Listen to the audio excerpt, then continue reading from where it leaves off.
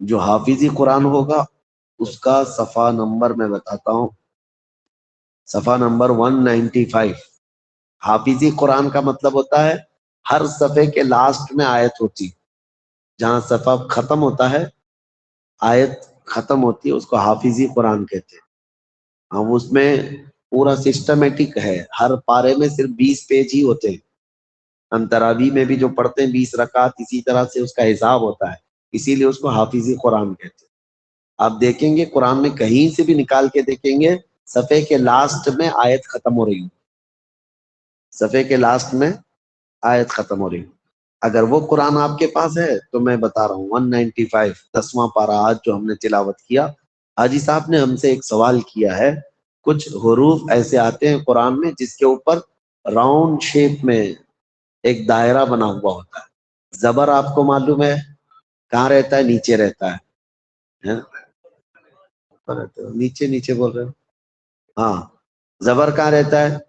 اوپر رہتا ہے۔ زیر اور پیش کی منڈی آپ کو دکھتی ہے نا؟ پیش بھی معلوم ہے، کھڑا زبر معلوم ہے، کھڑی زیر معلوم ہے، دو زبر دو زیر دو پیش یہ بھی معلوم ہے، جزم بھی معلوم ہے، تشدید بھی معلوم ہے۔ یہ سب کے علاوہ ایک راؤنڈ شیپ میں کچھ آیا ہے نا؟ یہ کیا ہے؟ یہ زبر زیر پیش، یہ 11 جو وویلز ہیں نا عربی کے ملانے کے لیے، اس کے علاوہ ایک راؤنڈ شیپ میں لکھا رہتا ہے۔ وہ اس لیے لکھا رہتا ہے کہ آپ کو وہ حرف پڑھنا نہیں ہے۔ بات سمجھ میں آ رہی؟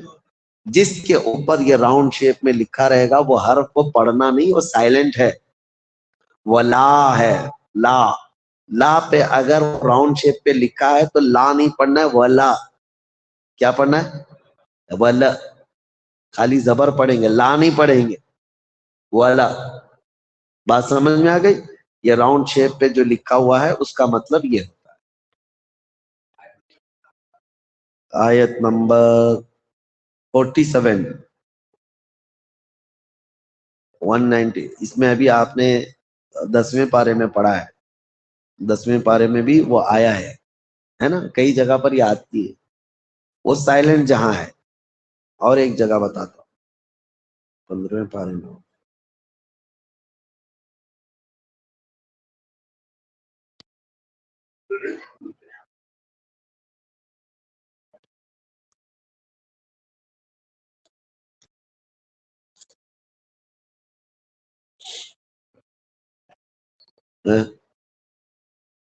بات سمجھ میں آ گئی؟ یہ نہیں پڑھنے والا حرف ہے، جس کو مل گیا تو ٹھیک ہے، نہیں تو آئندہ جب ملے گا تو دیکھ لے گا۔ ہاں، اور کسی کو کچھ؟ ہاں،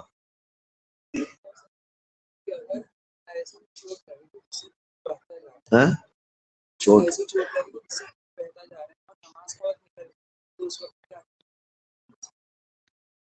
ان کا سوال ہے کہ اگر ایسی چوٹ لگی کہ خون بہتا جا رہا ہے اور نماز کا وقت آ گیا تو آپ کے لیے کیا حکم ہے؟ آپ کو 2 مسئلے بتاتا ہوں۔ پہلی بات تو یہ ہے کہ شافعی مذہب میں خون نکلنے سے وضو نہیں ٹوٹتا، لیکن حنفی مذہب میں خون کہیں سے بھی جسم سے نکلے تو وضو ٹوٹ جاتا ہے، وضو ٹوٹ جاتا ہے۔ لیکن اب کوئی خون ایسا کنٹینیو جاری ہے، فار ایگزامپل فجر کا وقت کتنے بجے شروع ہو رہا ہے؟ 5:28 یا 5:30 سمجھ کے چلو۔ سحری ختم کب ہو رہی ہے؟ 5:19 5:20 سمجھ لی، 5:20 کو اگر فجر کا ٹائم شروع ہو گیا، یہ فجر کی نماز کا ٹائم، سورج کب نکل رہا ہے؟ 6:32، 5:20 کو آپ کو خون آنا شروع ہو گیا اور 6:32 تک خون رکتا ہی نہیں، تو پوری نماز کا وقت گھیر لیا نا، تھوڑی دیر بھی رک نہیں رہا ہے، تو ایسے کو معذور کہا ہے شریعت میں۔ ایسا شخص معذور ہے، صرف خون نہیں، اس میں اور بھی میں بتاتا ہوں، یہ ایکسیپشن ہے کچھ لوگوں کے لیے۔ ایسا شخص کیا کرے گا؟ وضو کرے گا، اسی حالت میں نماز پڑھے گا، چاہے خون بہتا رہے، اس کی نماز ہو گئی۔ سمجھ رہے؟ ایسے کتنے لوگ ہیں؟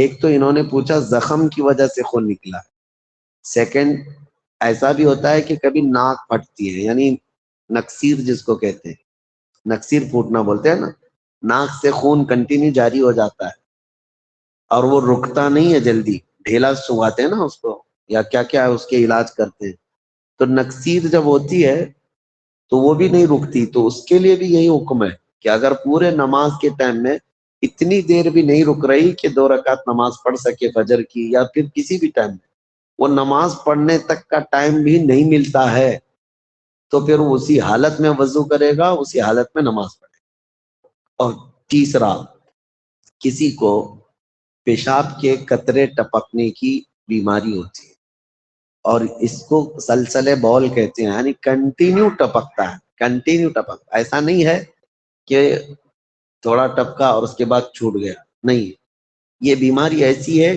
کہ کنٹینیو ٹپکتی رہتا ہے پیشاب، اس کے قطرے نکلتے رہتے اس کے لیے بھی حکم یہی ہے کہ اگر اتنی دیر بھی وہ پاک نہیں ہو پاتا جتنے میں وہ اپنی نماز پڑھ سکے تو اسی حالت میں وہ وضو کرے گا، اسی حالت میں نماز پڑھے گا۔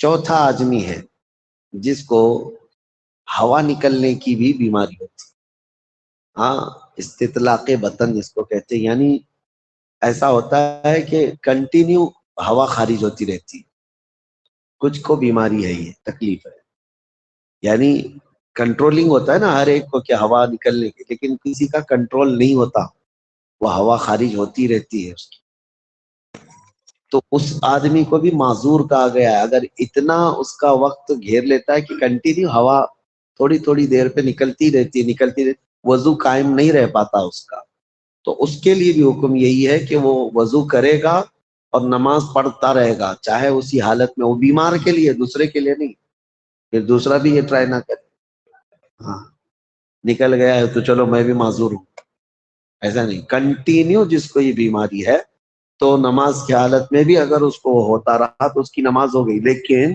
ان سب کے لیے آپ نے جو سوال کیا یہ ایک بات ذہن میں رکھیں، ایک وضو سے ایک ہی نماز ہوگی اس کی نماز ہوتے ہی اس کا وضو ختم ہو گیا، اب دوسری نماز پڑھنا ہے تو اس کو دوسرا وضو کرنا پڑے، ہاں اس کا بھی وہی ہے، وہ بیمار ہے، معذور ہے، اس کا حکم یہی ہے۔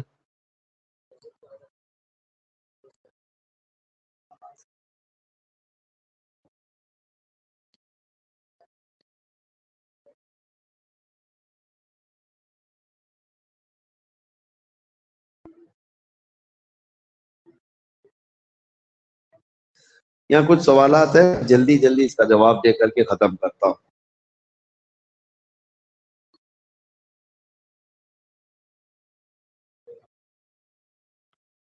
یہ کون ہے؟ یہ بھی آپ ہی ہے، اچھا۔ فرض نماز میں مقتدی ثنا کب پڑھ سکتا ہے؟ پڑھ سکتا ہے، وہ میں نے بتا دیا تھا، شاید وہ تنہائی میں بتایا ہوگا کہ مجمع میں بتایا تھا، میں بتایا تھا نا، تو پھر کیوں سوال کیا؟ امام اگر قرات شروع کر چکا ہے تو اب آپ کو مقتدی کو کچھ نہیں پڑھنا ہے، رکعت باندھ کے خاموش کھڑے ہو کر قرات سننا ہے، قرات نہیں کرتا تو آپ ثنا پڑھیں، جیسے بس اس کے بعد خاموش کھڑا ہونا ہے، یعنی ان کا سوال یہ ہے کہ ظہر اور عصر میں امام تو قرات نہیں کرتا، اس حالت میں جب مقتدی آ کر کے شامل ہوا پیچھے سے تو وہ ثنا پڑھے گا۔ ثنا وغیرہ پڑھنے کو منع کیوں کہہ رہے ہیں کہ ادھر قرات چل رہی ہو تو تم دوسرے پیچھے نہیں پڑھ سکتے، ہاں؟ نہیں نہیں نہیں، آپ پہلی رکعت میں شامل ہوئے ہیں تو نہیں، تو جب آپ اپنی نماز کمپلیٹ کر رہے ہوں گے کھڑے ہو کر کے تب آپ پڑھیں گے۔ دوسرا ایک سوال ہے،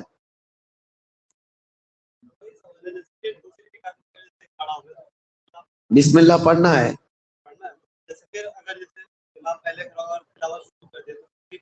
مقتدی کے لیے نہیں ہے، مقتدی کو کچھ نہیں پڑھنا ہے، یہ صرف اور صرف تنہا آدمی پڑھ رہا ہے یا امام پڑھ رہا ہے، ہر رکعت میں وہ بسم اللہ پڑھے گا اپنی قرات شروع کرنے سے پہلے، مقتدی کے لیے کچھ نہیں ہے، وہ خاموش کھڑا رہے، نہیں کچھ نہیں پڑھے،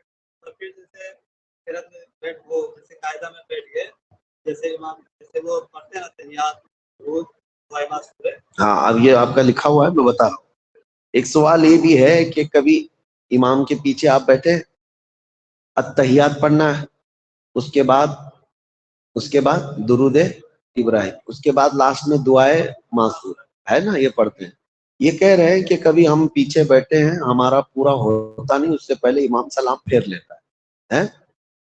تو اب اس کے لیے صرف التحیات ہی کی بات نہیں، دوسرے بھی ارکان میں بتا رہا ہوں۔ جیسے آپ رکوع میں گئے، رکوع میں آپ تسبیح پڑھ رہے تھے، آپ کی تسبیح بہت سلو پڑھ رہے تھے، امام اگر 3 تسبیح پڑھ کر کے اٹھ گیا تو مقتدی کو یہ حکم نہیں ہے کہ وہ ابھی اپنی تسبیح کرتا رہے امام کے ساتھ، اس کو اٹھ جانا چاہیے۔ امام کی اقتدا کرنا ضروری ہے، تم وہ اپنا رکن چھوڑو، امام کی طرف متوجہ ہو جاؤ۔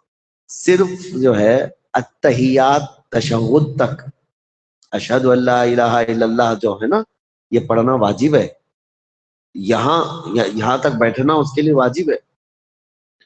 دوسری رکعت میں امام جو ہے نا کھڑا ہوتا ہے، یعنی تیسری رکعت کے لیے جب کھڑا ہو رہا ہے، وہ تشہد پڑھ کر کے امام تو کھڑا ہو گیا، لیکن تم انگلی اٹھائے نہیں، تمہارا تشہد ابھی باقی ہے، تو یہاں صرف حکم ہے کہ آپ اپنا کمپلیٹ کر کے پھر اٹھو۔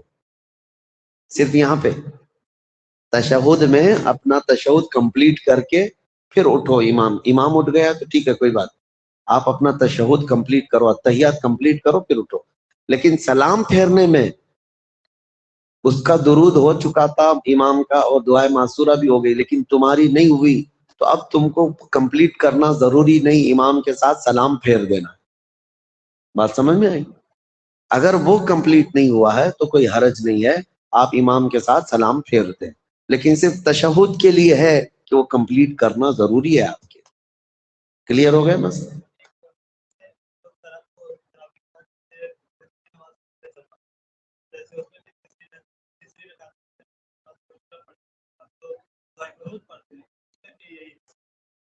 دعائے قنوت، ہاں ایک سوال یہ بھی ہے کہ جیسے تشہد کمپلیٹ کر کے امام کے ساتھ اٹھنا میں نے لازم بتایا، ایک سوال ان کا یہ بھی ہے کہ وطر کی نماز میں 3 رکعت پڑھ رہے ہیں، ابھی رمضان میں ہو رہا ہے، اور تیسری رکعت میں قرات کر کے امام لازم میں کیا کرتا ہے، ہاتھ اٹھا کر کے کیا پڑھتا ہے، دعائے قنوت پڑھتا ہے۔ اب یہاں پر بھی ان کا سوال یہ ہے کہ امام کا دعائے قنوت ہو گیا، وہ رکوع میں گیا، ہمارا ابھی کمپلیٹ نہیں ہوا تو کیا کریں؟ آپ کو دعائے قنوت کمپلیٹ کر کے جانا ہے، کیونکہ دعائے قنوت وہاں پر بھی واجب ہے۔ جو چیزیں سنت ہیں، جو نفل ہیں، ان کے چھوٹ جانے سے کوئی حرج نہیں، امام کی پیروی کرنا ہے، لیکن جو مقتدی کے لیے بھی واجب ہے، مقتدی کے لیے بھی، تو اسے کمپلیٹ کرنا ہی ہوگا۔ سمجھ میں آ رہی بات؟ اور دعائے قنوت آپ کمپلیٹ کر کے امام کے ساتھ رکوع میں۔ اچھا،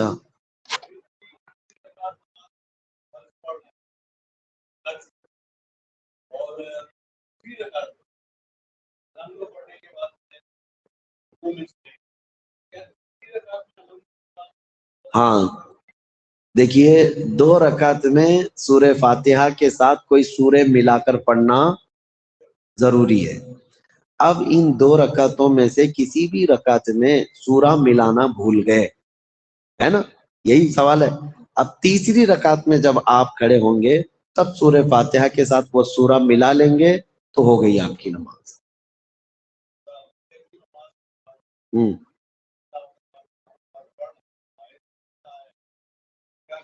ہاں، جو مکرو وقت میں تلاوت کرتے ہوئے آیت سجدہ آ گئی، مکرو وقت 3 ہیں، ایک فجر کی نماز کے فوراً بعد، ایک عصر کی نماز سے لے کے مغرب تک، فجر کی نماز سے لے کر کب تک، سورج نکلنے تک، سورج نکل کر کے 20 منٹ نہ ہو جائے اس وقت تک مکرو ہے، اور اس کے بعد پھر عصر کی نماز ادا کرنے سے لے کر کے سورج ڈوبنے تک یہ مکرو وقت ہے، اور تیسرا وقت ہے بیچ دوپہر میں جس کو زوال کا ٹائم کہتے ہیں۔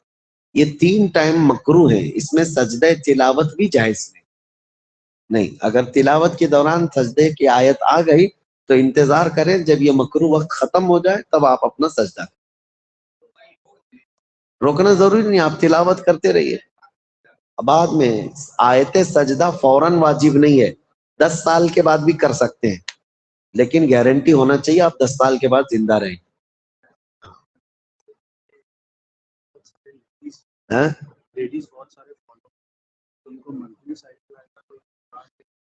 ہاں، ان کا ایک سوال ہے کہ بہت ساری عورتیں بھی جو ہے نا اس میں شامل ہیں. عورتوں کے جو مسائل ہیں وہ مخصوص مسائل ہیں. ابھی جیسے بچے نے جو سوال کیا تھا کہ ایک زخم سے خون اگر کنٹینیو آ رہا ہے تو وہ نماز کیسے پڑھے گا، اسی طرح سے عورتوں کو ایک بیماری والا خون آتا ہے، اس کو استحاضہ کہتے ہیں، اس کا بھی حکم یہی ہے کہ اس میں ان کو نماز معاف نہیں ہے. استحاضہ کا خون جو ہے بیماری سے نکلنے والے خون کی وجہ سے ان کو نماز معاف نہیں ہے. وہ اسی حالت میں اگر ذرا برابر بھی نہیں رکتا تو وضو کریں گی، اسی حالت میں نماز پڑھیں گی. خود ایک صحابیہ ہیں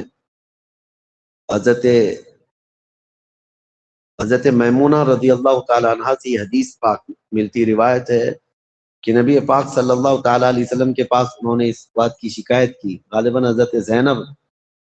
تو حضور نے فرمایا کہ اگر تمہارا پورا مصلح خون سے بھر جائے تب بھی تم نماز اس سے کنٹینیو کرو، لیکن یہ خون حیض کا یا نفاس کا نہیں ہونا چاہیے.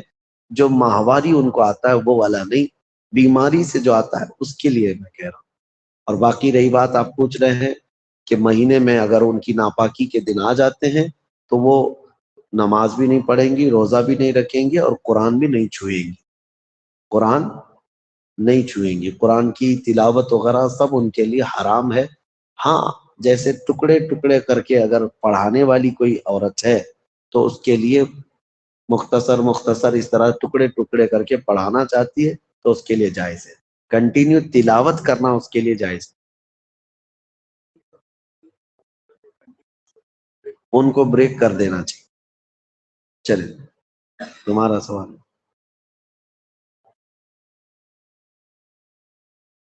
کیا اگر کسی شخص کو بیٹا نہیں ہے اور بیٹیاں ہیں اور بیٹی کا خواب ہے کہ اس کے امی ابو اس کے پیسوں سے حج عمرہ کریں تو وہ لڑکی جاب پر جا سکتی ہے کیا؟ اتنا لمبا چوڑا کرنے کی کیا ضرورت ہے؟ ہاں، اتنا لمبا یعنی اپنے ماں باپ کو حج پہ بھیجنے کے لیے لڑکی جاب کر سکتی ہے یا نہیں؟ ارے خود کو کما کر کھانا بھی ہے تو بھی کر سکتی ہے. میں نے ابھی چند دنوں پہلے شاید تفسیر میں بھی کہا شریعت کے حدود کا لحاظ کرتے ہوئے عورت کو کمانا جائز ہے، کوئی حرج نہیں.